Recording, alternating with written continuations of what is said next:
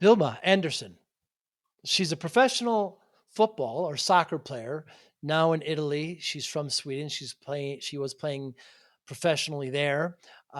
What's really, really cool about her is that she decided to start a company that has helps teams. It has special tape and medical kits and energy drinks, and it's very uncommon, to start a company.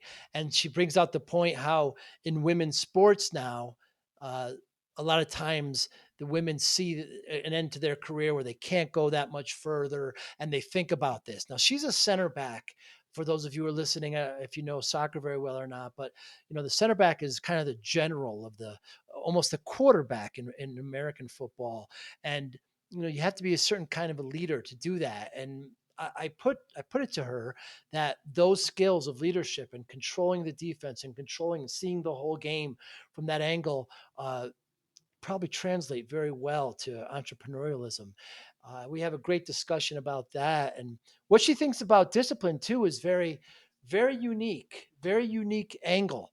How she views that, but I love talking. About soccer. I love talking to athletes about it, and I think they're so well rounded, and the team aspect that just helps people. Great conversation with Wilma Anderson. You're going to really enjoy it. Learn about her company as well. Thanks for listening. Hi, I'm Joey Pinz. People ask me, how did I lose 130 pounds? The quick answer is always discipline. I started my business, wasn't paying attention to my health, was eating too much, drinking too much sweets. My daughter was born. Next thing I know, I'm pre diabetic, I have hypertension. I knew something had to change. Discipline. I, like many of you, have faced many challenges in your career, in your family, in your life, in your faith. How did you attack them? How did you approach them? How did you solve them, hopefully? It all had to have some degree of discipline. I'm also asked, how did you found and start a tech business? And it lasted over 25 years. Discipline. I was committed to it, enjoyed technology, didn't enjoy some aspects of it, but knew it was necessary. Discipline. Our podcast mission: how do we use discipline to better ourselves and society? Join me, please, as I talk to interesting people and discuss how they use discipline in their family and their passion and their careers and how it helped them. Our podcast vision: growth through learning from others. Joey Pin's Discipline Conversations. It'll be light and serious. Join us, please. Thank you for consideration. Wilma Anderson, thank you so much for your time today. What qualities did you learn as a soccer player, as a football player, that you brought over to the entrepreneurial world? I think you just need to, as a soccer player, I think in general you learn a lot with sports in general. I think you learn how to like just really work hard for something, and you know that like you need to put a lot of hours in order to get to where you want to be. Because in football and soccer, there's so many days where you're just training and you kind of just want to quit because it's just, but then at the end of the day, always it's worth it. And it's the same with being an entrepreneur. Like you really need to put the hours in. And I would say the difference with being an entrepreneur is that it's just so new for me, and there's so many things to learn. So that's kind of, it's just really exciting because in football, I've played football my whole life, but being an entrepreneur is something new for me. And there's so much to learn. And I'm just really excited about that part, just the learning part of it. And there's no, I'll make it just I've been playing soccer football for my whole life. I coached my daughters. I love the game, and I feel kind of so privileged to start playing at such a young age, because you just learn how to work with others. You learn, if you make a mistake, somebody's there hopefully to help you, or if they make a mistake, it's a full team effort. Do you find now sometimes entrepreneurialism can be very lonely, Wilma? because, Yes. if you don't have partners, and it's hard to kind of take that team aspect over. Yeah, that's one thing I actually have been struggling with a bit because when you come from a team sport, there's just always someone there to Right. where you can discuss things with, like how did the game go? Like you can discuss with the coach, teammates. There's just so much around it. But being an entrepreneur and having your own company, like you are alone. But I think for me, what have been useful is that I do have a supportive family and friends. And like Mm. I have friends I sometimes discuss like business decisions with, or just keep them in the loop a little bit, just like, hey, this happened, just so that when the time comes, because there's ups and downs, and the down now it's going okay, but like the down is going to come, but so that I have them there with me kind of on the journey the whole time. And because I am a team player and I need people around me to just vent with in general. Yeah, it's important to have that tight kind of community around you to help. But I know in soccer, when I was young, I played midfield. I think the video I saw looks like you're a center back, a very good Yes, one at yes. that. Yeah. Thank you. Yes. And if you miss a tackle or somebody beats you, you get on that horse and you go back. You can make up. You could try to make up for it if you're down a goal. To press a little harder. It just seems like you can make up for mistakes with more athleticism, with more skill. You know. In the business world, if you don't get a client, or you something happens there, it's for me it was difficult in the beginning to make up that momentum and try to recover from that. It's one of the tough things to try to translate over to the business world for me anyway. Oh yeah, I definitely agree with that. And I do think like there's just so much to learn, and like there's definitely been some mistakes I made like even now, and but there's just like there's so much to learn, and just trying like okay, just taking a step back sometimes, like if you try to talk to a client or whatever and it doesn't work, and it's like okay, well why didn't it work? What Mm. is this client looking for? Because obviously there's something I can't um, produce for them, like I can't fulfill. So it's also, I think that analytical part that I have from playing sports can also be useful in business, because I am used to after a game I need to take a step back. It's like okay, these are the things I did well, and this are is the things I did bad. And I think I try to take that onto the business world too, and seeing it's like okay, this talk with this meeting with a client or whatever went really well. Like okay, why did it go well? What didn't I do well? So there's always something to learn, like whether it's even if it goes really well, there's always something bad or like something I can improve from that. Mm. Yeah, there's always room for improvement. And so what made you go to make your own company? What happened? Why did you do it? Good question. So I didn't go. I guess I didn't go to college, so I haven't studied like anything in business or marketing or anything. Wow. Yeah, I just played soccer, and then there's always had been that thing in the back of my head, like there's like a timestamp on my career. Like I can't play soccer forever. I know that, and I always known that. So like Mm. when my career ends, am I ever going to find something I'm as passionate about as I am right now with soccer? So that's always been like, I've tried different jobs and this and that, and just trying to figure out what I want to do. And then I just, honestly, I don't really know. I just tried this thing and it worked. And I really feel that same drive, that same passion. And it's just super exciting, honestly.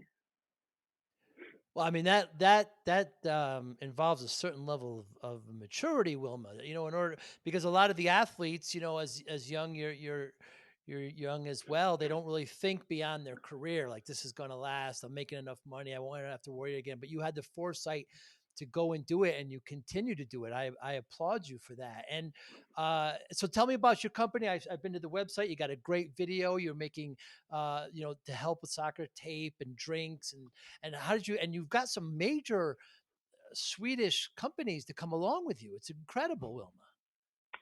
Yeah. So, well, also to go back to what you were saying that I had like thought about the future pretty early on. I think that also, like, if you look a lot of at women's sports, that's just something that's always there, and that's Mm, something we really need to be aware of. So I think in women's sport, you can find out a bit more that we start thinking about our future way earlier because we're not making that kind of money that's going to set us up mm, for life. But to answer your question, yeah, great. I have right now. I have one of the Italy's biggest sports medical, yeah, supplier, and it they're named Sixtus, and I get to sell them their stuff in Sweden, and I'm the second one to sell their stuff, and they sponsor teams like Juventus, Inter, Napoli, like all those major teams, and I am really fortunate that they want to work with me, and we have a great relationship with them, and yeah, and then I have some other suppliers that really they're just major for me, honestly. And they're very open also to helping me because they know I'm new in business. So it's very helpful to also feel like I have them by my side to really make this company grow. And what challenges do you have now? You've got some great suppliers. You've got seems to have great e-commerce on your websites. Like, what are some of the challenges trying to get your name out there, trying to get more people to know about it?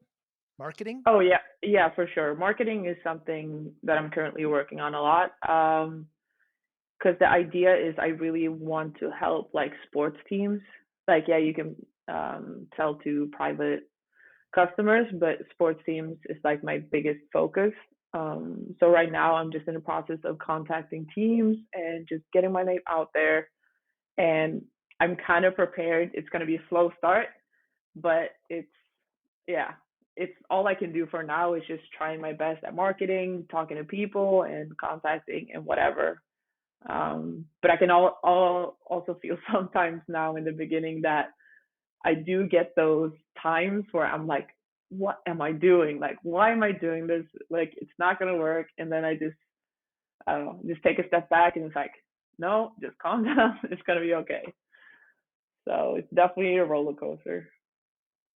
Very, very, very difficult. I have a small tech company here in the States, and I remember we had acquired a couple of companies, and we had a picnic, and the employees came, and then all their family came, and I remember thinking to myself, I'm responsible for all of these families. Oh my, all of a sudden I started feeling this pressure. Like, I've really got to do good things around here because I'm now, it's not just me anymore.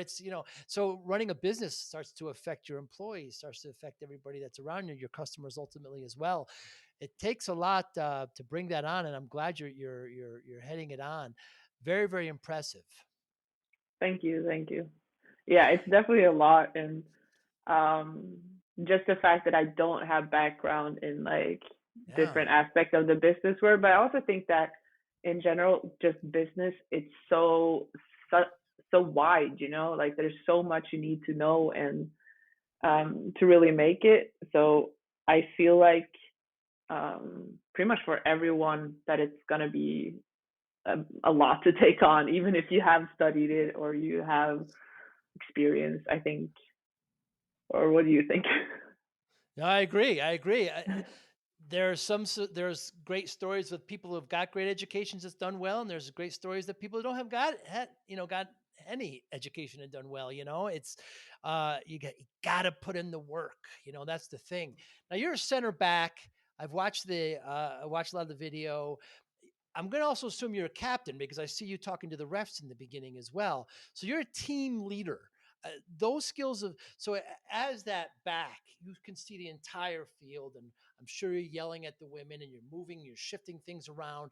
Do those skills of being a captain and being a leader, certainly the leader of the defense, do those help you translate to business?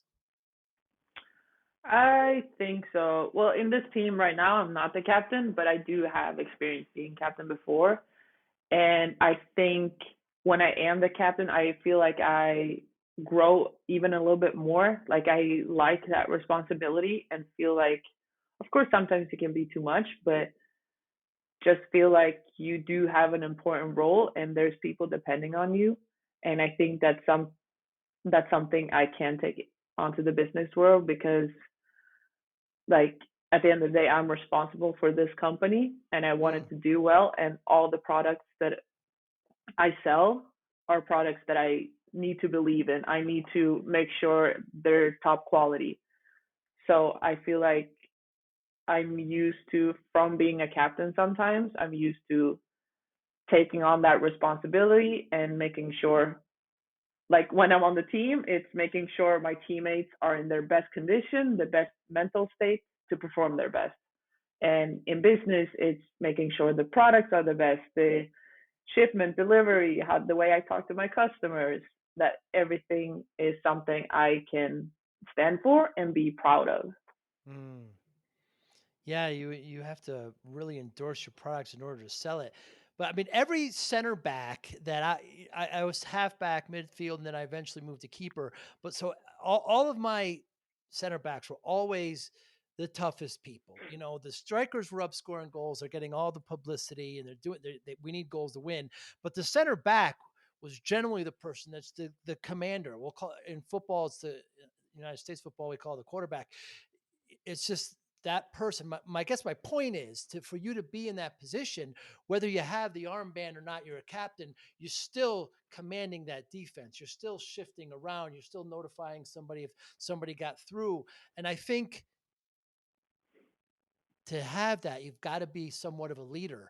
And maybe you don't recognize it, but I would hope that, and I would think that those are going to translate well over for business. I'm not trying to say that a striker can't start a business. I'm just saying Yeah. that a center back has a bit more leadership qualities that you may not realize that you have. Thoughts on that? No, I think you make a good point, and I think also maybe from being a center back, as you say, like we're sometimes the one doing the dirty work, like Right.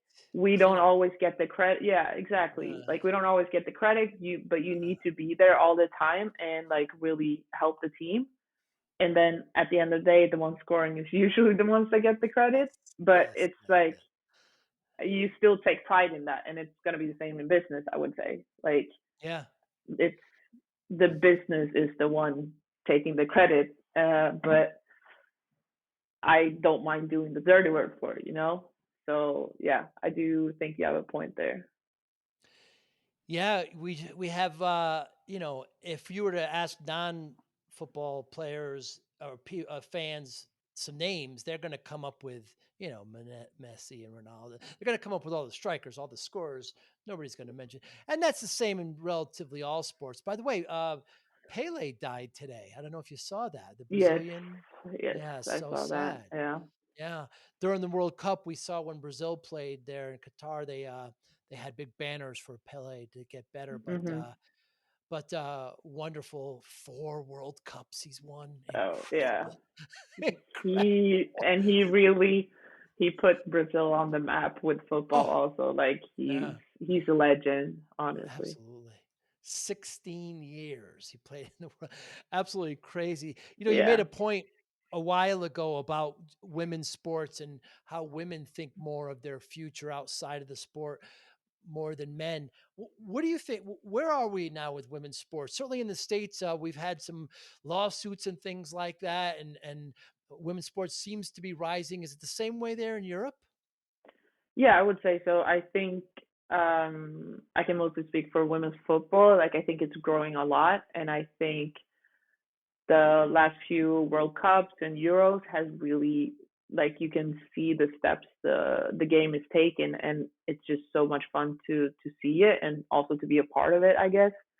because now you do have a good opportunity to follow your dream and play full time, and that just wasn't available years ago. And I think the ones that, well, some of them are still playing, but there's so many great leaders that really paved the path for the younger generations to come. And I just they did the dirty work. There's still a lot Yeah. of work to do, but I do think it's growing a lot and then getting more of the recognition that it deserves for sure. Yeah, I think here in the States, soccer, basketball, women's softball, I mean, we have legitimate stars, superstars in this country that are soccer players, that are female soccer players. Rapino, there's so many, and I think it's only going to get better because the youth have got a strong youth coming up, and there's so much good training. And we see that in Europe. We see that where I think right now, I believe England is ranked number one in the world, not even the U.S. anymore. We see that happening in Europe as well. World Cup is coming up this summer in New Zealand and Australia. That's going to be great. Do you know people who are playing in that? No, I actually don't. I'm not close to anyone that's gonna play in that World Cup, but I'm excited to watch it for sure. It's gonna I be am great, too. and yeah. Yeah, more about women's sports. I what are We see a lot, like I said, basketball probably be even maybe bigger than soccer here. Do you see that in Europe at all? Sorry, what did you say? Women's sports other than Yes. soccer. Yeah. I don't follow too much basketball in Europe, but I would say in general, like, obviously in Sweden we have a lot of winter sports, Yes. uh, and that's the women there are just amazing. Just swimming, like in general, it I feel like in general it is growing. Mm. Um, so it's no, it's great. It's great to see. It certainly is. And I have two daughters, and they're not playing soccer anymore, but they certainly love to watch it. One of them does more than the other, but I only want to see it. I only want to see it continue and to move on. How is the coaching and the managing at the level you are now? Do you find it to be at a very professional rate? Yes. So the coach I have right now, he's very, very good. I think like I've had a lot of coaches throughout my career, and there's usually that gap between like either they're really good tactically or they're good with the team, like they're good. Interesting. But the coach I have now, he's really good in both, um, because you really need to. And I think the whole team just believes in his way of thinking, and that's just really what you need to play good. That everyone is on the same page. He's Italian, Yes, he is. so is it more defensive type posture? Like Um, what's your formation? Is it five in the back? we change actually. Sometimes we play 3, 4, 5, so it changes. Mostly we play 4, I would say, in the back. But I do.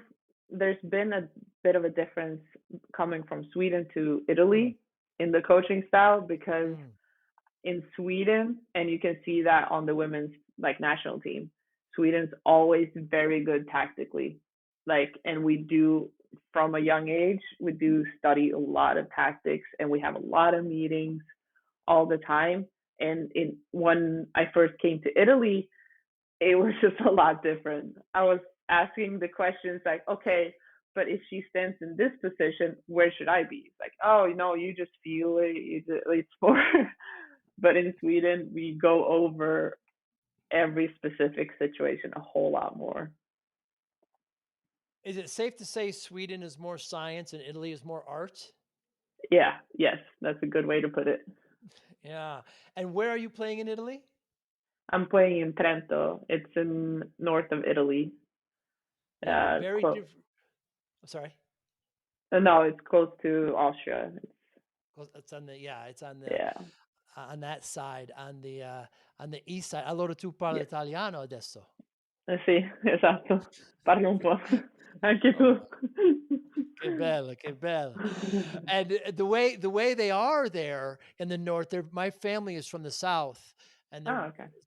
talk about art and leaning back, and my goodness, at least in the north, they're a little bit more disciplined. I mean, I'm sure you're and the coaches from the north as well. Yeah. Yeah, I would Uh, say it's definitely different because last year I played in the the west side, let's say around like Genoa, Pisa, around Pisa, yeah. there. Yeah, and it's definitely a difference from that to this season. Like, Really? yeah, and it's not even that far, but it's a lot of difference. Yeah. And generally speaking, Italy has such they didn't play in the last World Cup, but the World Cups prior, it's all counterattack. They just stay back. They just stay back and stay back, and it's not the most exciting to watch.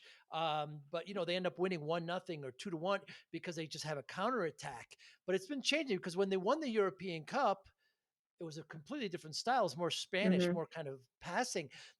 Is that the style? What kind of style are they pressing there? Is it more attack? Is it counterattack? Is it laid back or parking the bus? Sometimes they say.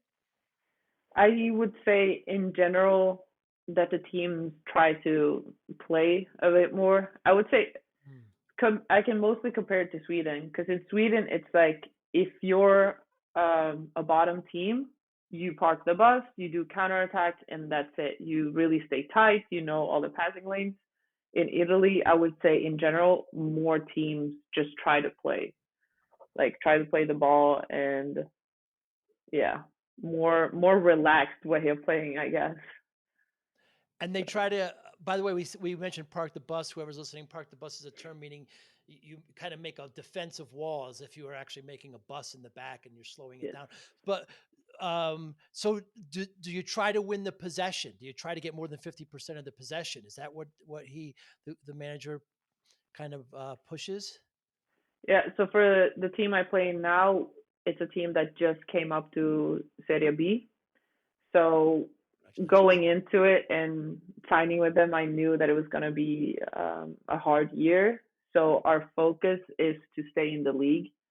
So some games are a bit more tough, and some games we know like this is the game that we need to win in order to stay in the league. And so it really, for us, it depends on the team we play against because we really need to Uh, use their weaknesses the best we can. Interesting. So the scouting, and then the coach decides how to play against them. Very, very Yes. interesting. You mentioned Serie B, so we don't have that in the United States, where it's a wonderful system. My goodness, I wish we had it, where you have A, B, and C, and the bottom three of A go down to B, and the top three of B go up to A, etc. And so you went from C up to B, and you want to stay in B, so you got to stay above the top, the bottom Yeah. three, and move on. And it's just a great way of doing it. Is the league set up that way in Sweden as well? Yeah. Yes, it is. And in Sweden, we have, at least on the women's side, I don't know how it works in Italy on the men's side, but in Sweden, we have on women's probably like 7 different like levels Oh you can wow. play at. Yeah. So we have a really good system, and it's really useful because there's so many. You just see like as a young girl growing up in Sweden, you just know you can play at any level. Like I feel like in the US, from what I know at least, it's like you go to college and then you either make it pro or you go to Europe, basically. Yes. So Yeah, that good. I'm very grateful of the system we have in Sweden and also in Italy. They have a good system. Yeah, unfortunately around here it's really about the money, and so it's just in college, they make a lot of money. The universities do, not the athletes. But yeah, the system is very, very different here, and um, not really pro athlete. It's more pro sport and pro money. I wonder if that will ever change. So, given that you have such different managing styles and you have different coaching styles, and I wonder how that's going to translate into business, Wilma. Like, will you, if you bring on, eventually you'll bring on a partner that may have a particular style that you're not used to. It seems to me that you'll be quicker to adapt to it because you have such different kind of these coaches in your life that have big influence on what you do. Yes, I do think I learned, and I am continuing to learn a lot, like from when I moved from Sweden to play abroad. Mm, Because in the beginning, I was really struggling. It's like, because I did play on different teams in Sweden, but like the base of everything was the same. right. So, and then I moved abroad and everything was just different. Like the simple questions I thought were simple questions was like, oh, why are you even asking that? Like, Wow. but it's, and you learn how to adapt and you learn how to like handle different people, I guess, because that's all it is at the end of the day. Like how just being more open minded and seeing like, okay, this is how they see the game, this is how these people are used to it, and Mm. you just kind of need to adapt. It's the same with the language. Like you need to learn it and to become part of their culture, and because it's really important that you just respect where you go, basically. And how do you the food? We have to talk about the food. I mean, it's so good there. How do you control yourself and not overindulge? It's so good over on that side. Yeah, that's yeah, it's really good. I am very fortunate I get to live in Italy and try all of their good food. But yeah, sometimes it is hard, but I'm managing. I would think. So on the podcast, Wilma, we talk about. I always bring up discipline. I when I started my business, I gained a lot of weight, and people, the doctor said to me, my daughter was born, and they said, doctor said you're not going to see her graduate if you continue this way, and so I lost a lot of weight, and people always ask me how I did it, and I always say discipline. I just got focused. There's no quick reason. There's no quick answer. Excuse me. You have to put in the work. You have to be disciplined and be focused. I wonder how discipline plays a role in your life. I think especially this year, this season, I definitely put a bigger part in discipline and like with starting my company and also playing professional football. I think that because my main job is football, is soccer. Like that's Right. what I'm in Italy to do, and that's what my focus needs to be on. So I really discipline had become more important so that I can focus on the company, and then when that's over, I only focus on football. So I can really divide that focus and not be at training thinking about, okay, I need to talk to this person tomorrow, I have that meeting, to just really separate it. And one thing that really, really helped me is the fact that before I go to bed, I lay out, I put normally like four things I need to do during the next day. And like, okay, I have this really important email I need to send, or I have just lay it out so that the biggest stuff is out on paper. I don't need to go to bed thinking about it. I don't need to Hmm. just occupy my mind with that thing. It's on paper. And then the next day, I can go through it. Okay, I did that, cross it off. And it can also be sometimes I know that I'm going to have a really busy day. So I put down like take a nap or get an hour of just watching a movie or something, just because the Hmm. mind needs a break. I can't just go at it full speed all the time. I also put stuff on the list that is beneficial for me and for my mind and for yeah, for everything really. How were you first introduced to soccer? I started to play in a club when I was 7 years old. I have an older sister, 3 years older, and she was already playing. And it was really just what everyone did, I guess. Mm. So my dad started coaching me and my team, and yeah, then it just begun. And I think I played ice hockey also there for a bit, and I always wanted to be a professional athlete. Like that was always the goal. Um, First, it was ice hockey that I wanted to become pro at, and then I quit that, and it was football all the way. And at that young age, did you consider yourself disciplined? Um, I don't know if I would use disciplined, but I had a goal. Like I Mm, would say from the age of maybe 11, 12, it was always like on my mind, like I'm gonna become a pro athlete. I don't know if it was like affirmations for myself but it was just I was like I'm gonna do it, and sometimes I had to repeat that to myself when I was out in the dark going for a jog or something.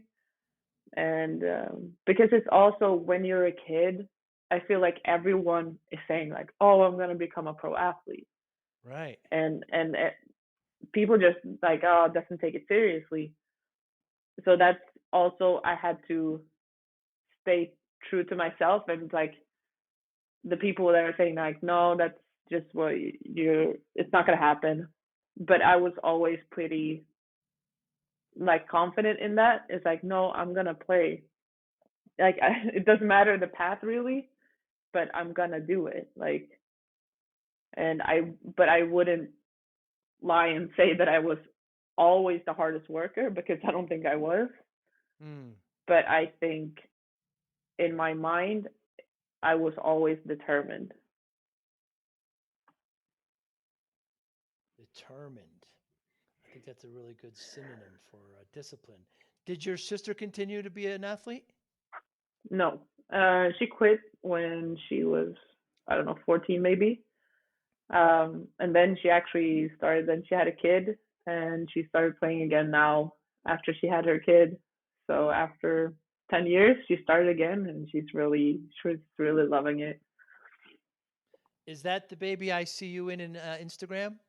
Yes, yes, she's a year and a half now. Congratulations. Yes, very Thank you. nice. And it's interesting to me. Did you also, you only had one sibling, one older sister? Yes, yes. Yeah. When I coached my daughters, I always noticed that the girls on their teams that had older brothers or older sisters always worked a little harder. Yeah, could be a point to that. I don't know, Yeah. honestly. I think in general, I actually worked at a kindergarten also uh, for a little bit. So I thought it was interesting to see that the older sibling in general was always a bit more cautious because like Mm, when you're the first child, you have both your parents like, oh, don't do that. They're always looking out for you. And then the second one comes, you don't have that much time. right. So I feel like in general, they usually try a bit more. That's what I noticed, that they're a bit more fearless. So yeah. Yeah, especially the girls with the older brothers. I could tell they're Yeah. even a little more rougher because I would see them because they would, they'd get in a corner and they'd elbow, and I'd pull them as I say, what's your brother's name? And then how do you know you have a brother? I said, I could just tell. I Yeah. could just tell. I mean, you just got a little more fight, like you said, because I was the firstborn and I was just a little more cautious. I have a, younger sister. I want to protect her a little bit more. And but she wanted to fight and to get up. It's very, very interesting dynamic. You say your father was the coach. Did I wonder how did that help or hurt? I think I think it helped. For me, it helped. There, I'm not gonna lie, there was definitely a time, like when I was 10, 12, around that time, where I was like, because you always, like as a kid, you just always want to impress your parents. And Yeah. having your dad as a coach, that's like double that. So sometimes I was always looking to him, like, did he say I did good, or did he see that, or things like that. And he wouldn't always say that, oh my God, you did really well. But then I've also talked to him like years after, and now I understand where he was coming from, because he can't be like, he's my dad. He can't be like, even if he thought like, hey, you did a really good pass, he can't always say that because he's my dad. And then the other ones are gonna think like he's only saying that, it's his kid. And so he explained, which I understand also, that he a lot of times waited for the other coach to say like, hey Vilma, you did really well. um so yeah, it was hard at times, I would say, but like around my teenage years, it started becoming more okay. And I think we've Mm. always had a good boundary also. Like when we're at practice, he's my coach, and like it's not like we're talking a lot about family stuff when we're at training, but and he's always given me that space to just be with my teammates, be silly with my teammates, and so for me, it's been helpful, and he's been a huge part of my career.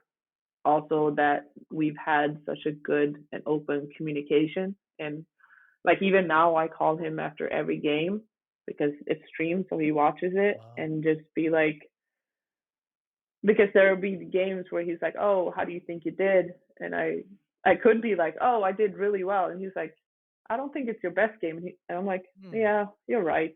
So just to keep me grounded and keep Right. me, and even games where I think, no, this was the worst game I ever played, and he was like, but why? And after we go over it, it's like, okay, you're right, it wasn't the worst game I played. I'm just being being in my feelings and being emotional. So that's been huge for me, honestly.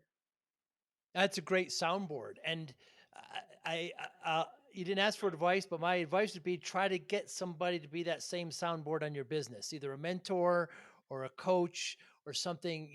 Try to be in a peer group. These kinds of things, like we talked before, can be quite lonely sometimes. But I see great things for you, Wilma, and I just that your whole attitude, the way you approach it, I love what you're doing. It's really really cool and admirable. What motivates you, Wilma Andersson? What motivates you? I think it's just becoming, I don't know, in general, it's just becoming the best version that I can be.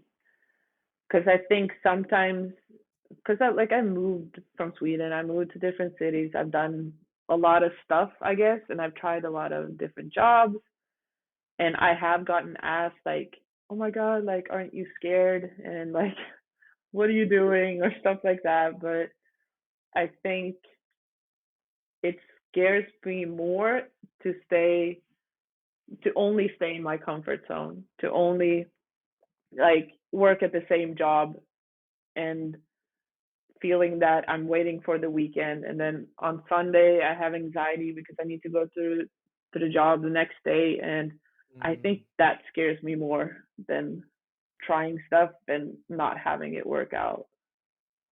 So I think honestly a bit of that fear is what drives me, but Jeez. also the fact that I do envision a bright future, and I do have my goals, and yeah, I just want something to work towards. And how do you measure success? That's a good question. I think for me, like I can have um, stupid goals on the way, I guess, just small little goals, like, oh, I really want to just talk to this person, or I really want to. And I think one thing, I actually started doing it in high school, is to celebrate like all the small little wins. Mm. Mm. Because I think it's so easy to just keep, it's a good thing also because you just keep pushing, but you also need to stop and like, hey, I really did this, and I did that really well. Um, so I think I celebrate success and define success by the small things. And also sometimes I think about what, it was actually just a couple of years ago, I saw this, I don't know if it was a post or a video that said like, if you were sitting across the table from a 10-year-old version of yourself, like, what would you tell her? Mm. And I think about that sometimes in different parts of my life. And it's like, if I was sitting across from her right now, would she say to me that, hey, you're like, oh, I'm so proud of you. This is all we dreamed about? Or just, so I Hmm. actually do think about that in like the younger version of myself and how I felt at that time. And that 10-year-old Vilma, she would be proud of me right now. Wow, that's wonderful anecdote. I really appreciate your time today, Wilma. This was Yeah. absolutely great. I was very excited when you accepted this. I love what you're doing. How can we get in touch with you? Well, you can check out my website at wandersson.com. And then we have Instagram at wandersson.sports, or on Facebook. And yeah, that's about it. And Wanderson, Wandersson. Yes. And there's a link on the top where you can translate it to English, by the way, for those in the States. And then you're on Instagram. You've got great. And your YouTube is really cool. I get to see, shots of yourself. Very, very impressive. They never let you take any penalty kicks, do they? The center backs. Rarely, rarely. Rarely, yeah. It was one of the biggest thing of the World Cup, how many penalty kicks were saved. It's Oh, very yeah. different now. I mean, I'm an ex-keeper, so I love to see the keepers make saves, but that it's they're just so good now, right? The keepers can react so quickly, and uh, it's wonderful. But you're on Instagram, you're on YouTube, check out your website. I thank you so much for your time today. Thank you. We're planning on a trip to Italy this summer. Perhaps my daughters will be with me. Perhaps we'll come watch you play. I'll let you know Yes. before we come. Do that. All right. It was a pleasure. You be well, very well. Bye now. Thank you for listening and or viewing Joey Pin's Discipline Conversations. Please share this episode with one or two of your friends who you think may benefit from the episode. Our website, www.joeypins.com. There you'll find lots of resources and you could join our mailing list. Please follow us on all our social media, Instagram, Twitter, and Facebook. Podcast information, the video version of our podcast is on YouTube. Please subscribe. Audio is on all major podcasting platforms. Please follow them. And if you like it, please consider giving 5-star rating. Would really appreciate that. Would you like to financially support the podcast? You can go to our Patreon site. Consider $5, $10, or $20 a month. There's all kind of plans that we have there. There's like a one-time payment. What is this podcast episode worth to you? $25, $50, $100, $500, $1,000, $5,000. You be the judge. You can go to our PayPal account to do that as well. Thank you again for listening or watching Joey Pin's Discipline Conversations.